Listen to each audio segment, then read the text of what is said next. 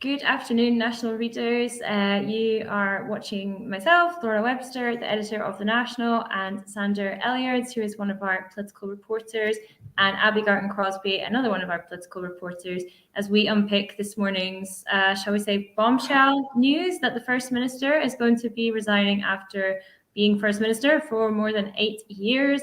She took on the job after Alex Salmond resigned after the independence referendum all the way back in 2014. So Scots are very used to her being a sort of firm fixture in Scottish political life, and it is quite a big surprise for a lot of people. However, depends who you're listening to. Some of the people I've been speaking to this morning are saying they knew this was coming. However, others, even those within the party, working in the party, didn't know it was coming. So we're just going to talk a little bit about what we've been hearing behind the scenes and what happens now. Who's going to be the next leader? What happens to the special conference? There's quite a lot that's up in the air right now. So, Xander, I'm going to come to you first. What's going on? What happens now?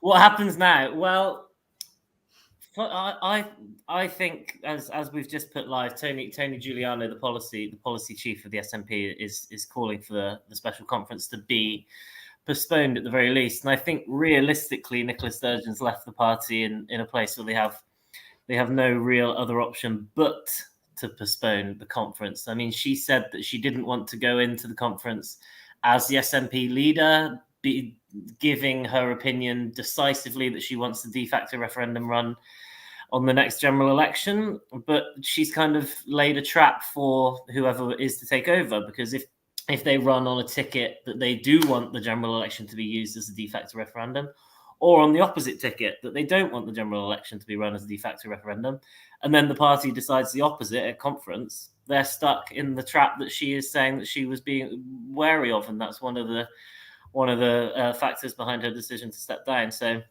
whatever happens next, I would not be surprised. And as Laura mentioned, we're hearing rumblings from the very top of the party, really. I would not be surprised if this conference gets deferred at the very, very least. Yeah, because it's meant to be taking place, I'm looking at the calendar now, just over a month. So is it the 8th, the 19th of March? 19th, Sunday the 19th it's scheduled for. But yeah, I mean, can they run a leadership election in 4 weeks, essentially? Would they even want to? I mean, it seems like Nicola Sturgeon has really, with this resignation statement, made that date for the special conference pretty unfeasible, in my opinion. Well, the Tories managed to run a leadership election in less than 4 weeks, but I don't know if that was ideal. Nobody got a vote, as far as I recall, MPs. So let's try and avoid that. Abby, we've also been talking a bit this morning about who are the potential successors. So whose names are you hearing being thrown around right now as who's going to replace Nicola?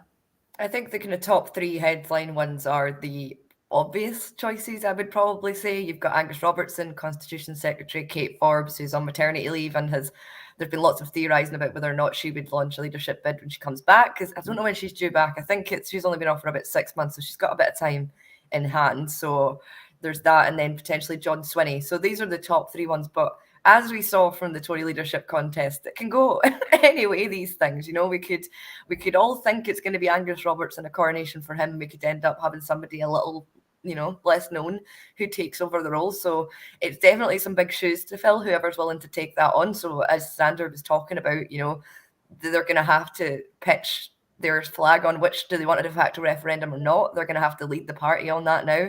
It's a big job to take on. So whoever's going to take it on is going to have the energy and gumption to do it, as Nicola Sturgeon has said that she doesn't anymore. So it's going to be really interesting to see who puts themselves forward is willing to take that on, because it's going to be a massive job, particularly with the fallout from Sturgeon resigning. Can I just come in on that? Sorry, just looking at some of the comments here. We've got Cameron Edwards suggesting David Linden, Jim Pratt suggesting Joanna Cherry. I mean, them and Stephen Flynn, I wouldn't be surprised to hear Mary Black MPs' names being bandied around. But realistically, can the SNP have an MP as a leader? Because that leaves open the question of who's going to be the First Minister of Scotland. And will the First Minister of Scotland have to answer to an MP in Westminster? It's a bit of a mess. So realistically, I think the position now is it's going to have to be a sitting MSP. Yeah, I would agree. The precedent is there, though. The precedent is there because prior to Holyrood being established, of course, all the SNP leaders were based at Westminster. Mm-hmm. So it's not like it would be completely unheard of.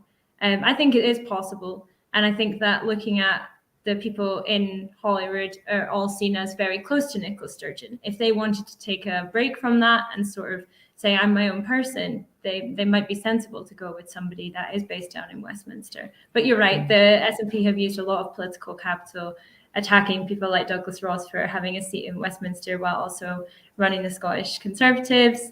I think some Labour figures have come in for that kind of criticism in the past. So yeah, it would be interesting. I think whoever takes on the role is going to be accused of U-turning one way or another, though, Abby, just going back to what you're saying about the de facto referendum. Because Nicola, when she pitched the idea of the de facto referendum last year, it did really sound like this is the strategy.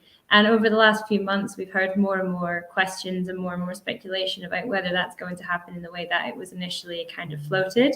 So if they now go into the special conference, whenever that happens, and say we're not doing that anymore, of course that would be seen as a U-turn, and that's easy headlines. The de facto referendum cancelled. You can kind of see that splashed on the front page of the Mail and the Express. Yeah, definitely. Yeah, I don't know if there's anything else that you want to add to that. No. Sorry, I did, but then my mind blanked because I was listening to you. Apologies. You've got a lot of media appearances coming up today, Abby. So it's been very busy. Yeah, it's been very busy. But I just think it would be weird. I mean, if you said about Douglas Ross, to have the leader of the SNP not be the first minister and not to lead it from Scotland, it would be strange to have that. I know that there's president, but that was obviously before we had Holyrood, and there's going to be it's more of just the leader of the SNP, that job, and it does need to be somebody, I think, in the Scottish Parliament. But we'll just have to see what happens. Maybe this is a massive maybe. But if it were to be someone like Stephen Flynn, then there are manoeuvres that could be made to get them into the Scottish Parliament ASAP. Really, I mean, is her name Ros McCall, the Scottish Tory MSP that entered Holyrood in September? That was a list MSP. Yeah, but the SNP have got a couple of list people.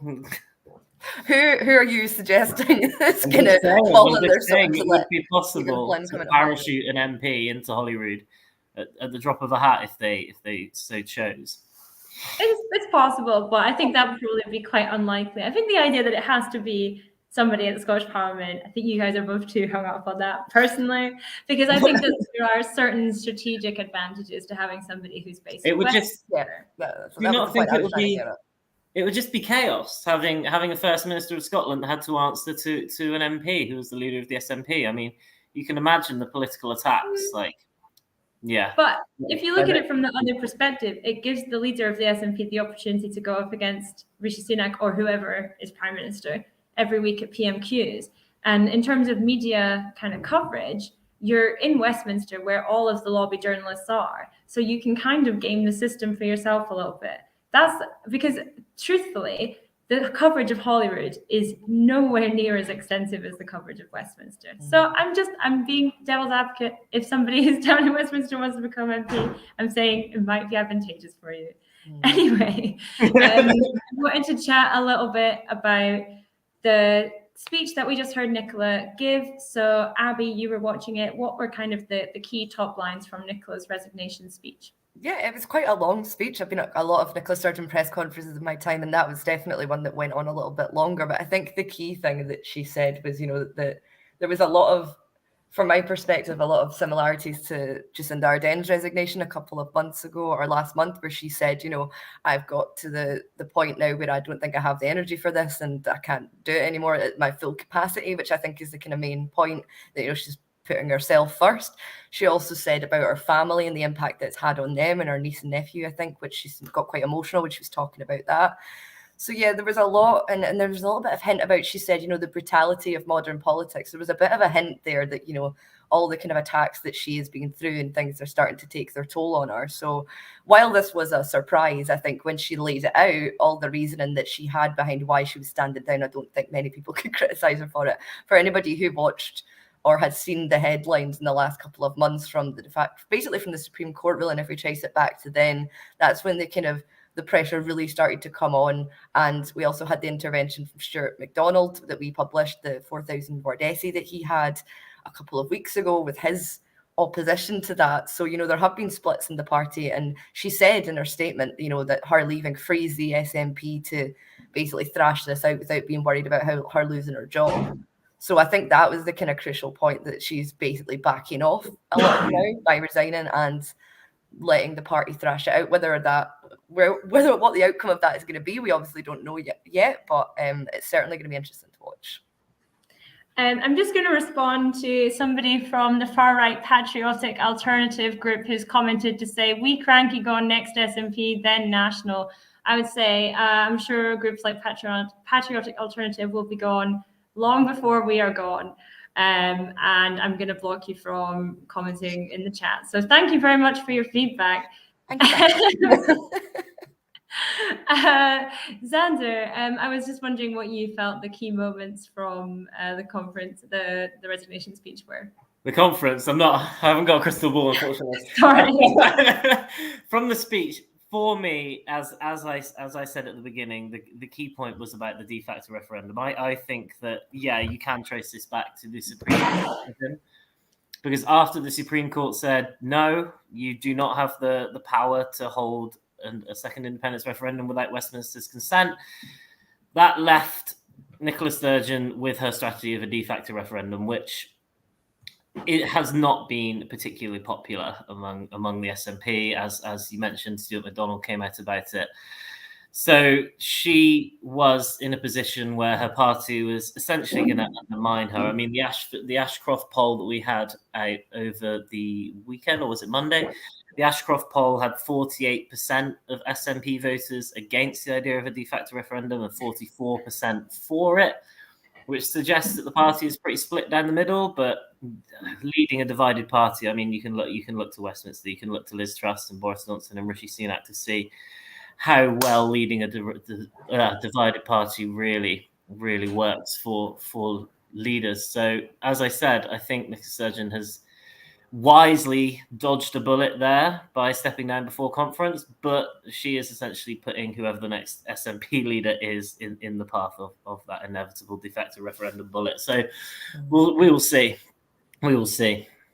On that note, do you think that Labour are going to be absolutely licking their lips at this situation as a possibility to make some big gains up in Scotland? Do you think that they can do that with Anna Sarwar, with Keir Starmer? Oh,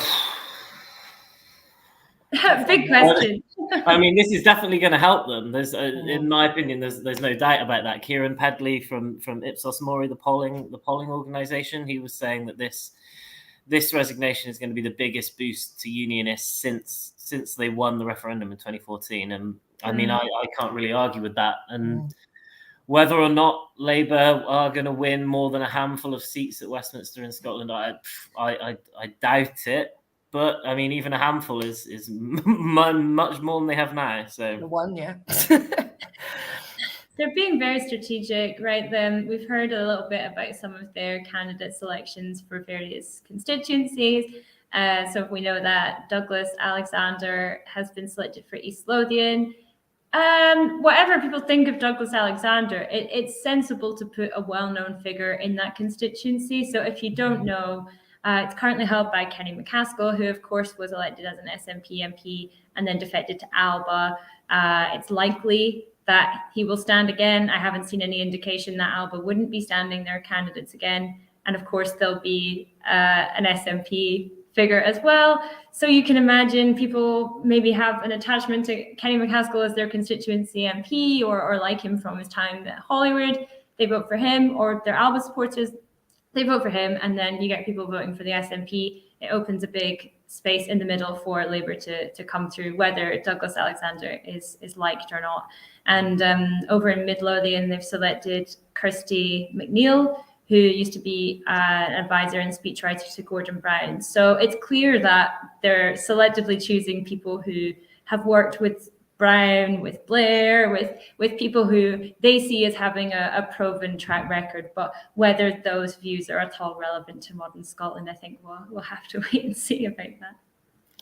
Yeah, I do think it's going to be interesting, particularly because you said about, this is kind of new Labour candidates are putting forward more centre candidates than, the ones on the left and who wanted to get in. And I don't know how much of a boost it will give them, but I do think it will have an impact. I think that's undeniable because Nicola Sturgeon's been the leader of the SNP for so long, and now all the argument about the next general election and what lines it's going to be fought on, I think is going to be playing into Labour's hands, to be honest. That has to really be taken into consideration. Definitely. Now, there's a quick last question. It's coming from Warren, who says, hopefully all of this strategic move for independence. Now, we have heard from people like Angus McNeil calling for Nicola Sturgeon to resign as First Minister to trigger a Holyrood election. Is there any chance that that's what all of this is today? What do you guys think? I don't think so. I think while that would have been very dramatic and fun, much more than like what has happened today, I don't think that's possible because she said she's going to stay in post until her successor is elected. She also says she's not leaving politics. She's going to stand on the backbenches and champion causes that she believes in. So it's not as if we're going to have a dissolution of Holyrood and then another vote at the moment. She's going to do what Boris Johnson did, caretaker position until the leader is announced, and then the leader's going to take over, and then they'll make the decisions. I think that is where we are now. We're now stuck in another leadership election limbo. How much are we into 2023? Like a month and a bit. Yeah, not far in so far. It has been a lively year so far, so I'm sure we'll have a lot more seats. It's only going to get livelier, I think. So we're just all going to have to hunker down. But yeah, I think it's going to be a very interesting. I'm just really keen to see who's going to put their names into the hat for the first round of who's running, because that will be very interesting. Like, will we get some randoms like John Mason or something popping up? You know what I mean? Like, who knows? Yeah, you never know. There's even the Tory candidate election last year. There was like names who I'd never heard of. Kenny Badenoch and Penny Mordaunt weren't really that well known. Were they on there? I can't even remember the guy's name who didn't even get any nominations. That guy. Yeah, that's the one I was thinking of. I don't remember his name, and nobody else seemed to either, which is why nobody voted for him. So yeah, it'll be interesting to see. I think that's what we're all going to be looking out for in the next kind of couple of days of what's the goss of. I'm just thinking of the Thick of It episode when they have like the leadership bid when they're all running about trying to find a suitable candidate. I imagine that's what SNP HQ is a bit like just now. So. Without a doubt.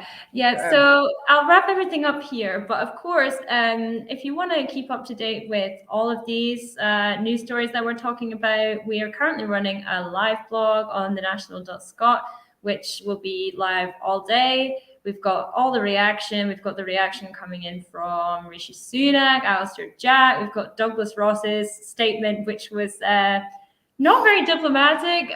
We've got this reaction all over the shop. We've got explainers on what happens next, how SNP leadership election works. We've got everything covered. So we are your one-stop shop today. So make sure that you check out thenational.scot, keep our live blog in your bookmarks, and you can keep coming back to it because I know not everybody can pay attention to politics all day. So if you want to come and go, please do. But we, our super team, are super on top of everything today. So thank you so much for joining us, everybody. Thank you, Xander, and thank you, Abby, for taking a break from the chaos of the newsroom. A welcome break. Can't wait to get some lunch. Let's eat, please. Get yourself some food, guys. Drink water, stay safe, stay healthy today. It'll be really intense. And thank you to all of our wonderful readers who've joined in as well. You can get in touch with us via our reporters or our letters inbox or on Facebook or on Twitter if you have anything that you want to contribute. Rightio. Thanks, guys. Rightio.